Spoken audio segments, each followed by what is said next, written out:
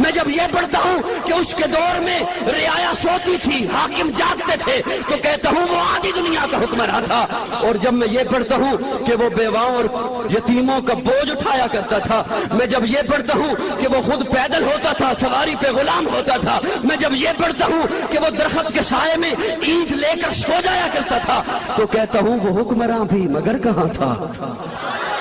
वो आधी दुनिया का हुक्मरान था, वो हुक्मरान भी मगर कहाँ था। बिफरती मौजों पे हक परस्तों की साथ